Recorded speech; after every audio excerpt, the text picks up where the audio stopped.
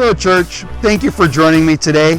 We're in this study in the book of Daniel, and we've entitled it, Reaching the Lost in a Lost Culture. Today we're going to be looking at God does the impossible to bring about His purposes. It's all God. Daniel chapter 2 presents us with a very interesting little passage. As we shall soon see, Daniel, though no fault of his own, will find himself in a seemingly impossible situation with a death sentence hanging over his head. Now, how did it get to this? Well, it involves God, a dream, and a cranky, stressed out king.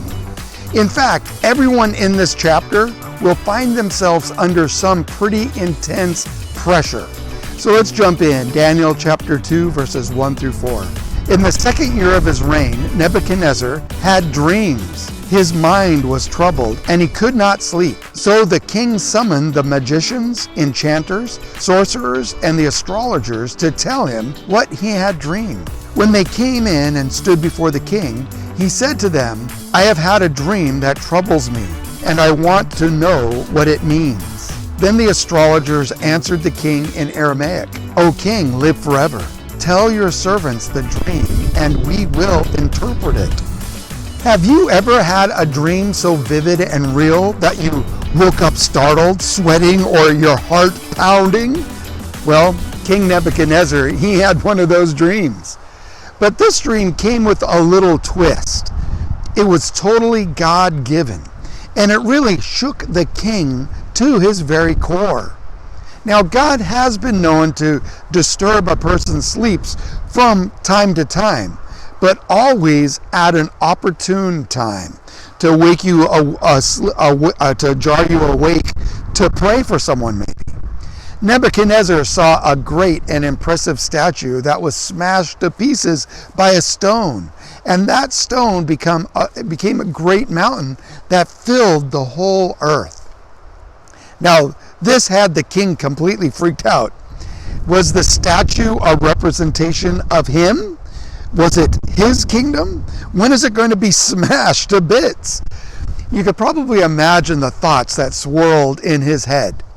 He has all the power and wealth of the known world, but death is a great leveler, and faced with the pressure of his possible death, the king demanded answers. Nothing else mattered to the king at that moment.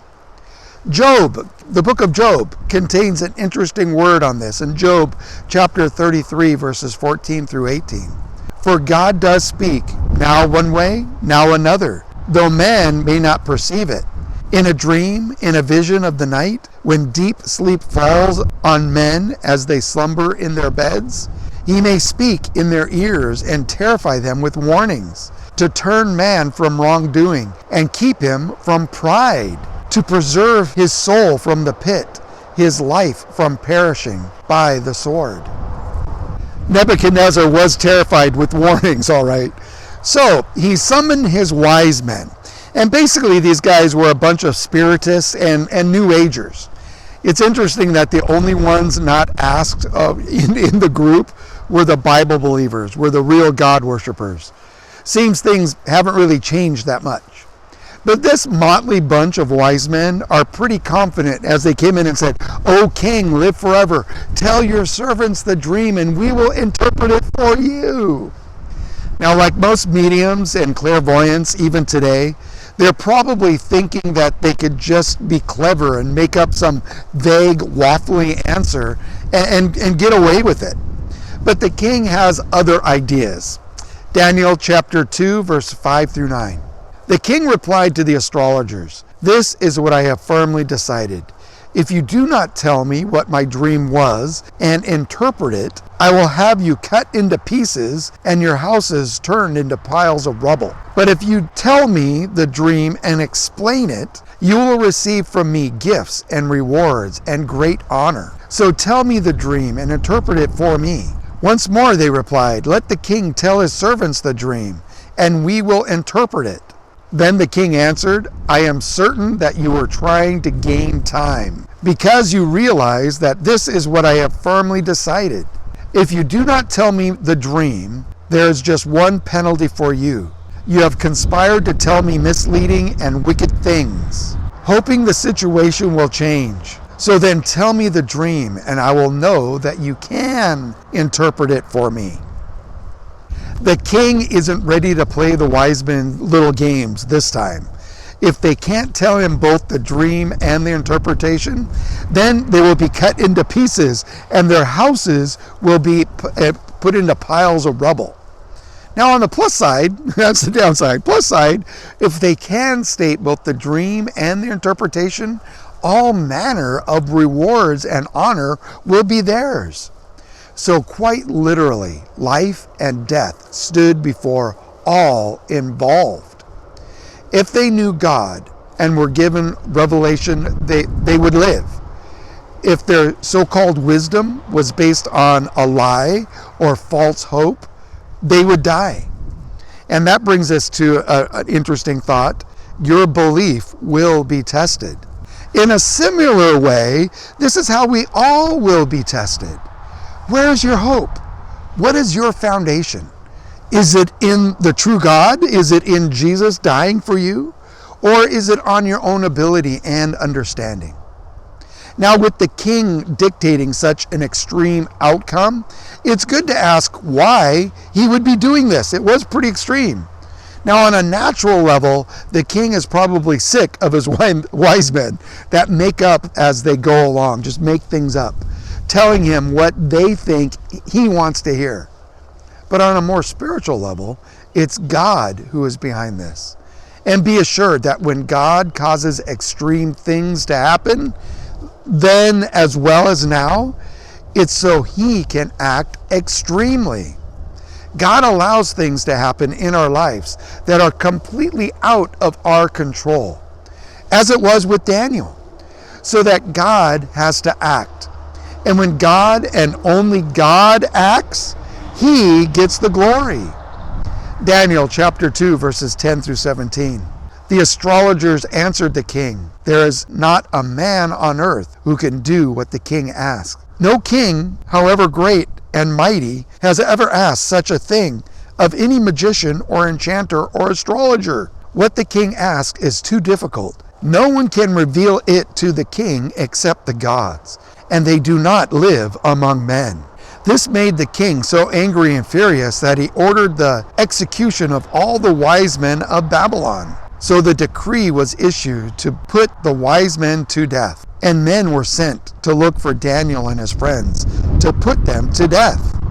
When Arioch, the commander of the king's guard, had gone out to put to death the wise men of Babylon, Daniel spoke to him with wisdom and tact. He asked the king's officer, "Why did the king issue such a harsh decree?" Arioch then explained the matter to Daniel. At this, Daniel went into the king and asked for time, so that he might interpret the dream for him. King Nebuchadnezzar has asked the impossible, which the king's magicians and astrologers openly acknowledge. Only the gods can provide an answer for this, and they do not live among men. Well, that's what their understanding is, but the real God does dwell with his people. What I really like about this passage is Daniel's response when he finds out that he is about to be put to death along with his friends. He didn't panic. He doesn't freak out. He's just cool, level-headed. Now this guy, and remember, Daniel is still a teenager or possibly in his early 20s. He knows God. He has a relationship with God. We may not know what's going on, but God does, and he can be trusted. God can be trusted. Proverbs 3:25 and 26. Do not be afraid of sudden fear, nor of the onslaught of the wicked when it comes. For the Lord will be your confidence and will keep your foot from being caught. Are you convinced of the faithfulness of God in your life? Daniel was able to remain calm when the pressure came because of his close relationship with the Lord. He knows where his strength comes from or came from. Do you know where yours come from? Daniel 2:18 and 19. Then Daniel returned to his house and explained the matter to his friends Hananiah, Mishael, and Azariah. He urged them to plead for mercy from the God of heaven concerning this mystery, so that he and his friends might not be executed with the rest of the wise men of Babylon. During the night, the mystery was revealed to Daniel in a vision. Daniel's first action is to call for a prayer meeting. He organized his three friends to begin praying to plead for mercy. Know where your help comes from. There's no doubt in these days that we're living in now, we need prayer.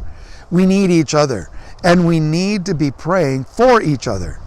Make sure you have people around you that can ask, that you could ask to pray in times of trial, in times of suffering, in times of wisdom. I need prayer for wisdom. Daniel did.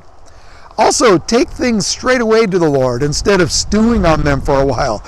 Daniel could have had a little pity party. It's like, woe is me. But he didn't. The Lord answered Daniel. The Bible says that it was revealed during the night. Now, we don't know whether Daniel kept praying all through the night until he received an answer, or whether he was able to rest and sleep without getting the answer before he fell asleep. Either way, Daniel showed great faith in a faithful God. He is certainly an example for us to follow today. Daniel chapter 2, verses 19 to 23. Then Daniel praised the God of heaven and said, Praise be to the name of God forever and ever. Wisdom and power are his. He changes times and seasons. He sets up kings and deposes them. He gives wisdom to the wise and knowledge to the discerning. He reveals deep and hidden things. He knows what lies in darkness, and light dwells with him. I thank and praise you, O God of my fathers. You have given me wisdom and power. You have made known to me what we asked of you. You have made known to us the dream of the king. This is a great section, how this concludes with Daniel's offering of words of praise. Now you can only imagine how much joy and amazement would have been in his heart and in his mind at this time towards God, who revealed this great mystery and saved them from certain death. Now that's an aha moment if there ever was one. I also like how Daniel said he reveals deep and hidden things. He knows what lies in darkness, and light dwells with him. Daniel was probably thinking about the king's dream that had been revealed to him. It's like, oh, this is good stuff. Job chapter 12, verse 22. He reveals the deep things of darkness and brings deep shadows into the light. What we consider times of darkness is still light to the Lord.